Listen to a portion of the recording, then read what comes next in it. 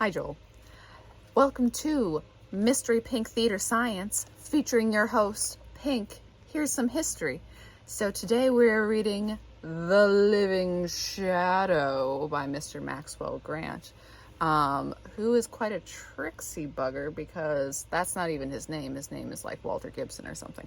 Anyways, so in this show, I'm going to read you whatever the heck I like, and I guess we're just going to take it.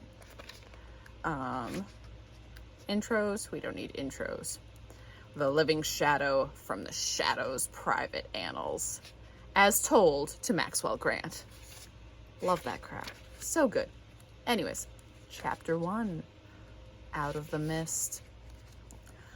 The fog was thick at the center of the bridge where the man stood leaning against the rail. Although the streets of New York were scarcely 100 yards away, he might have been in a little world of his own, where the only light in the midst of the cloud of the black night fog came from an arc light on the bridge.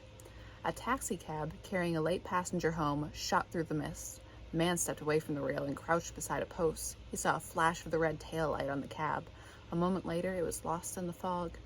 As the noise of the motor died away, the man stood up again and placed his hand upon the rail. He listened, as though afraid that another cab might be coming across the bridge.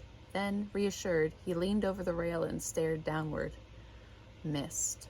Thick, black mist. Nothing but mist. It seemed to invite his plunge.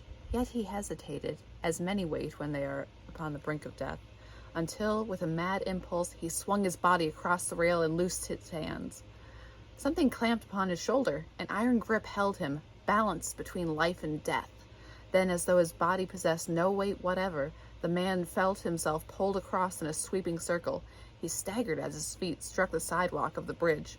He turned to confront the person who had interfered. He swung his fist angrily, but a hand caught his wrist and twisted it behind his back with irresistible power. It seemed as though the man's strength had been wrested from him as he faced a tall, black-cloaked figure that might have represented death itself, for he could not have sworn that he was looking at a human being. The stranger's face was entirely obscured by a broad-brimmed felt hat bent downward over his features, and the long black coat looked almost like part of the thickening fog. The man who had attempted suicide was too startled to speak. Fear had come upon him, and his only desire was to shrink from this grim and eerie master of the night. But he felt himself pulled across the sidewalk, and at the curb he stumbled through the open door of a large limousine, which he had not seen until that moment. His arm was freed, and he shrank into a far corner of the car. The door closed, and the car moved on. The grim stranger was in the seat beside him, and fear still clutched the heart of the man whose life had been saved against his will. A voice spoke through the darkness. It was a weird, chilling voice, scarcely more than a whisper, yet clear and penetrating. "What is your name?" It was not a question. It was not a question. Rather, it was a command to speak. "Harry Vincent," replied the man who had been deterred from self-destruction. The words had come to his lips automatically. "Why did you try suicide?" It was another command. "Melancholy, I suppose," said Vincent. He was speaking of his own accord now. Somehow he wanted to talk. "Go on," came the voice. "It's not much of a story," replied Vincent. "Perhaps I was a fool. I'm all alone here in New York. No job, no friends, nothing to live for. My folks are all out in the Middle West, and I haven't seen them for years. I don't want to see them. I guess they think I'm a success here, but I'm not." "You are well dressed," the stranger's voice remarked. Vincent laughed nervously. "Yes," he said. I'm wearing a light overcoat, and the weather hasn't scarcely begun to be chilly, but that's only appearance. Everything else is in hock. I have $1.13 in actual cash." The mysterious stranger did not reply. The car was rolling along a side street. The bridge now was far behind. Vincent, his nerves somewhat settled, stared into the opposite corner of the limousine, vainly seeking to observe his companion's face. But the shade was drawn, and he could not even detect a blotch of white amidst the darkness. "What about the girl?" came the voice. The penetrating whisper startled Vincent. The single and most important item that he had omitted from his brief story had been fathomed by the stranger whose cunning was the equal of his strength. "The girl?" questioned Vincent. "The girl? My girl out home? Yes. She married another man, said Vincent. That was the reason I was on the bridge tonight. I might have struggled on for a while if I hadn't been so hard up. But when the letter came and told me that she was married, well, that ended it. He paused, and hearing no reply, added to his confession. The letter came 2 days ago, he said. I haven't slept since. I was on the bridge all last night. I didn't have the nerve to jump then. I guess it was the fog that helped me this time. Your life, said the stranger's voice slowly, is no longer your own. It belongs to me now. But you are still free to destroy it. Shall we return to the bridge? I don't know, blurted Vincent. This is all like a dream. I don't understand it. Perhaps I did fall from the bridge, and this is death itself. Perhaps I did fall from the bridge, and this is death that I am now experiencing. Yet it seems real after all. What good is my life to anyone? What will you do with it? I shall improve it, replied the voice from the darkness. I shall make it useful. But I shall risk it too. Perhaps I shall lose it, for I have lost lives just as I have saved them. This is my promise. Life with enjoyment, with danger, with excitement, and with money. Life above all with honor, but I give it. I demand obedience, absolute obedience. You may accept my terms or you may refuse. I shall wait for you to choose. The car rolled on comfortably through the side streets of Upper New York. The motor seemed noiseless. Harry Vincent began to understand how it had approached him unheard upon the bridge. He was wondering about his strange companion, this man who had whirled him away from his fatal plunge as though his 170 pounds had been nothing, this man who could read his thoughts and whose questions were commands. He turned again towards the darkened corner, he turned again to the darkened corner, and hope returned to him. After all, he wanted life.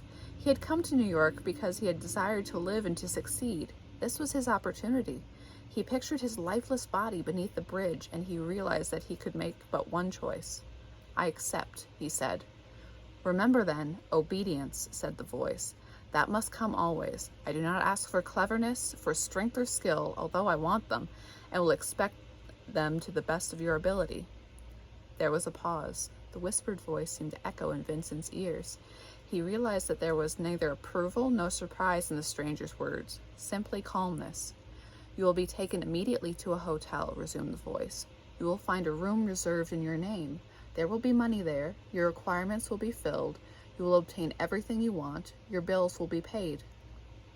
The point of a cane swung from the rear seat and tapped twice against the window pane behind the chauffeur. It seemed to be a signal, for the speed of the car increased as it sharply swung a corner. But remember, Harry Vincent, said the voice from the corner, I must have your promise. Shut your eyes for 1 full minute when you think on it. Then promise, if you wish. Promise your obedience. Vincent closed his eyes and thought. His mind cleared and life seemed to brighten. There was but one course, that was acceptance of the stranger's terms. He opened his eyes and again gazed at the blackened corner. I promise, he said. I promise full obedience. Very well, came the stranger's whisper. Go to your hotel. Tomorrow you will receive a message. It will come from me, and my messages are meaningless to those who should not understand them. Listen well when you receive your message. Remember only the words which are emphasized in pronouncing like this. There was a stressing of the last word. It seemed almost a sentence in itself, and the hiss of the stranger's whisper carried a weird, unearthly sound. The car swerved suddenly and stopped with a jolt against the curb on the left. An open car had forced it to the sidewalk, and the headlights of the other automobile were glaring through the window. A figure opened the door on the right, and Vincent saw a man's head and shoulders jutting up. Stick 'em up, said a rough voice. Vincent raised his hands as he saw a glint of a revolver barrel. It was a holdup, a daring crime on this side street of Manhattan. Then something emerged from the darkened corner. It spread like a huge monster of the night, a black shape that swept forward and enveloped the gangster in its folds. There was a muffled cry, then a pistol shot, then the car suddenly darted forward. The door closed with a crash. Through the rear window of the limousine, Vincent saw a man sprawled in the street. Evidently, it was a fellow who had attempted the holdup. Then the car burst into the glare of lights on Fifth Avenue. Vincent turned quickly to the corner where his strange companion sat. Now he would see his mysterious companion face to face. But, except for himself, the car was empty. He was alone in the limousine. A dark splotch showed on the inside of the front door, and he touched it and found blood on his hand. Who had been wounded? The shadowy stranger or the assailant who tried to enter the limousine? Vincent could not guess. He only knew that in the brief struggle a man had found him on the bridge had left the automobile, unseen and unheard, and the door had closed behind him.